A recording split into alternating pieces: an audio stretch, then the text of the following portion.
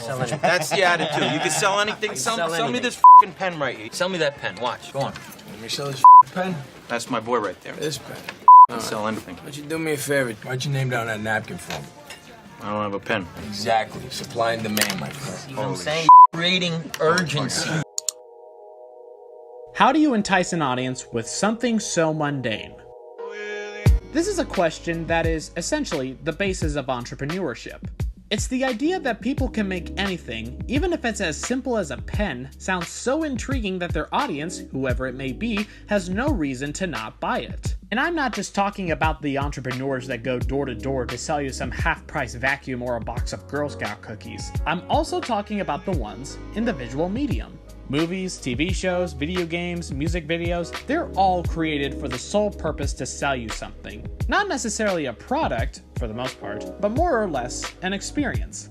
The creators in this medium, the actors, writers, directors, cinematographers, all work for the sole purpose of selling the audience of some feeling. Some do it well, some do it not so well. But no matter what, each piece of media is created to persuade.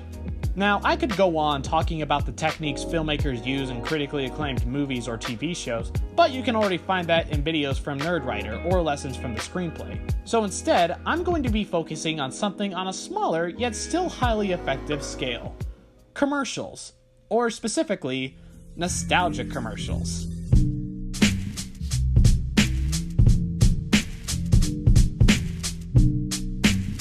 Now, don't get me wrong, the commercials of today still do a good job at convincing an audience to check out their products, but classic commercials are arguably more well known for masterfully convincing the viewers. Commercials from the 80s, 90s, or even early 2000s are infamous for making their products look so incredible. Cool colors. Cool smells. Way cool. People usually toss around the terms cheesy and hyperbolic when it comes to these, and they aren't wrong. But in all honesty, despite their corniness, these commercials are actually pretty brilliant. Hey everybody, I'm done trick-or-treating and now I'm gonna go for a stuffed crust pizza at Pizza Hut! At least from a marketing standpoint. Though each commercial has their own unique executions, they are all similar in that they utilize some of the same rhetorical techniques to sell their products.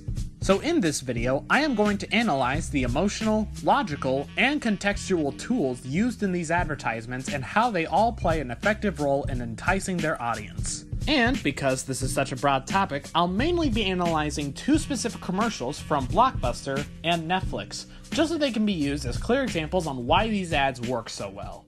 Let's begin. Before we get into the discussion, let's actually take a look at these commercials. For reference, here is Blockbuster's commercial, which released in the 90s at the peak of its popularity. Imagine the perfect video store. It would have a great selection, right? Right! Over 10,000 videos. 3 evening rentals, so no rush, no hassle. Fast checkout. 24-hour quick drop return. Open late every night. Well, the perfect video store Welcome to Blockbuster Video. is popping up all over the country. There's one near you. Blockbuster Video. Wow, what a difference. And now, here is Netflix's commercial. This came out in 2004, during a time where they still advertised DVD rentals. And like Blockbuster, this was also released during a peak in their popularity. There's a better way to rent movies. As many as you want for only $17.99 a month and no late fees. Go to Netflix.com, make a list of the movies you want to see, and in about one business day, you'll get 3 DVDs. Keep them as long as you want, without late fees. Then when you're done, look, prepaid envelopes. Return one, and they'll send you another movie from your list. It's easy. Netflix. All the movies you want, only $17.99 a month, and no late fees. As you can see, these two commercials are pretty different in their executions, but as mentioned before, the similarities are in their methods. I know you're probably saying, hey, you keep on yammering on about techniques, methods, and all those fancy English literature words. When are you actually going to get on with it and explain what you're talking about? Well, to that, I say, God's sake, chill out. I was just gonna do it, no need to interrupt me. Jerk. So yeah, what are these techniques? Well, these techniques are actually appeals that come from the idea of rhetoric, the study of writing or speaking as a means of communication or persuasion. Now there are 4 main rhetorical appeals that many pieces of text are judged by. The first of which is ethos, or the credibility of a text. In a nutshell, this references the audience's judgment of a piece of media based on the narrator's credibility. This is like when celebrities appear endorsing an idea or product, drilling the idea into the audience's head that, hey, if this credible person likes it, they should too. Quiet! This can be seen in a lot of nostalgia commercials. Hell, it became somewhat of a gimmick back then. Never do it, Slim Jim. Now, because these 2 specific commercials don't necessarily feature any big-name celebrities, we won't go too much into detail with this appeal. But, hey, the more you know. The next rhetorical appeal is pathos, or the emotion of a text. This one seems pretty straightforward. It's focused on how a text emotionally affects the audience. When it comes to these commercials, this tends to be the most exaggerated of the appeals, trying to hit the audience's heart with hyperbolic emotions to sell something they feel they can't live without. This can be seen in action figure commercials, food commercials, those freaking SPCA ads, and mainly in the Blockbuster commercial. This commercial is supposed to give you an emotional reaction, which mainly comes from the filmmaking itself. The first thing we see is a family up close in a dark area, a visual representation of the uninteresting and somewhat claustrophobic state they're in, but they're still hopeful and positive, which is why they wear relatively bright colors. But as the camera zooms out and more interesting things are added to the frame, it literally and figuratively brightens up the mood. Not to mention all the colors from the clothes both blend in and stick out, representing how their happiness is now translated to their world, and that they feel like a normal part of such a grandiose area. And once all these things are added, you think, where can I go to be a part of this wonder? And then it zooms out to show the Blockbuster logo in all its glory. To top it all off, the music is cleverly handled to toy with your expectations. Throughout the entire thing, it sounds like something straight out of La La Land, with choirs, impact chords, and harps. Over 10,000 videos, 3 evening rentals, so no rush, no hassle, fast checkout. And this eventually transitions smoothly into an upbeat jingle about Blockbuster. Blockbuster Video. Wow, what a difference. At this point, the audience will think to themselves, alright kids, get in the car. We're going to get some movies. Sure, in this age where the internet has become an integral part of our culture, people are probably not that excited walking into a Blockbuster anymore.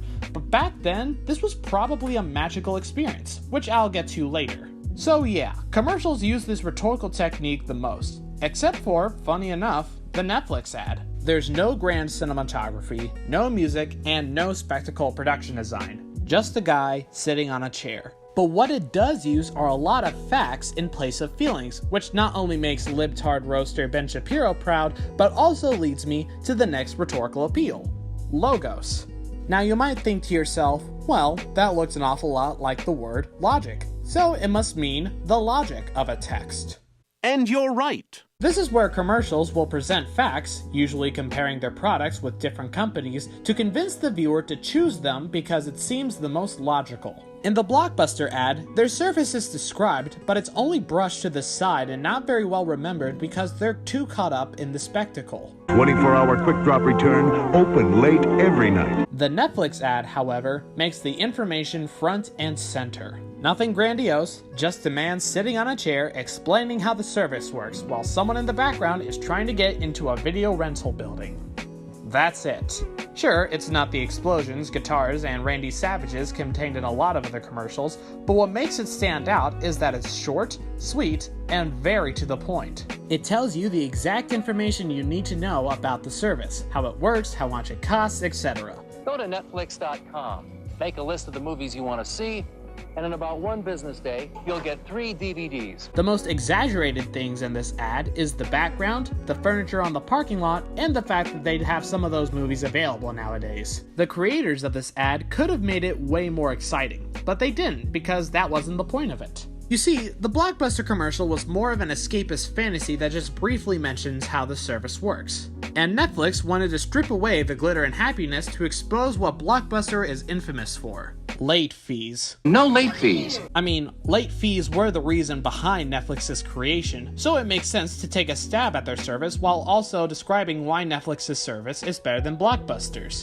Blockbuster did make another ad similar to this, but I feel like Netflix does a better job at really defending the idea that they are a better service. So yeah, both commercials are, again, very different in their execution. So what makes them so similar? Well, all of these techniques that I've listed are just facets of the whole overarching idea that brings these ads together, and that is the final and most important rhetorical appeal: kairos. A word that is kinda hard to explain in simple terms. It essentially means the context of a text. The best way to describe it is that it's how the time period a text is released in affects its impact on the audience. So pretty much the opposite of timeless. Not all commercials are affected by the year of their release, but a majority of them are. And the commercials made back then may not have aged well, but isn't the point of a commercial to get someone to buy a product as soon as possible? It's not like movies and TV shows that last forever. These products could go away very easily. So they need to be sold immediately after a commercial hits TV. This explains why the commercials are a product of their time. This is why the old commercials are so good at intriguing you, because back then those products were newer, more exciting. We didn't have much information going in, so it was all a new experience. The Blockbuster ad may be exaggerated and hyperbolic, but back then, Blockbuster was still a relatively new place. And again, the ad was released during the peak of its popularity, so it really took advantage of the fact that movie rental places were still a new idea. I mean, back then, people had to restart hard drives and send memos and reboot the cord in the... I'm a millennial, I have no idea how you did things. And that's why they presented it like a never-before-seen paradise that was more convenient for them at that time. Same thing for Netflix. When Blockbuster's fees started to frustrate some people, Netflix made an ad to convince others that their service won't have them deal with that. And back then, their service sounded more appealing. And because of this, as Netflix grew, Blockbuster declined. The whole idea of advertising or entrepreneurship in general comes from the idea that what they are selling is something you need now. Not later, but now. Because so many things in life will be gone before you know it. They want you to take advantage of every opportunity you have now and acquire what will make you happy now, and not just what made you happy before. It takes you back to what it's like to be a child, an innocent spectator in this thing called life, and you took every exciting or mysterious thing with you.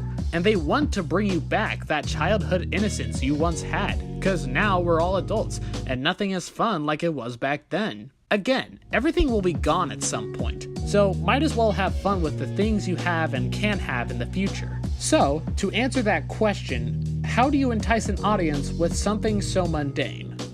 By telling them that it is essential that they have it now, in this moment, because you don't know how long it'll be before it's gone. And submit. Wow. I can't believe I just turned an analysis on TV advertisements into a speech about how all you need to be happy is materialism, and that you should take every product you find and rely on that for you to act innocent like you did before. That's cool.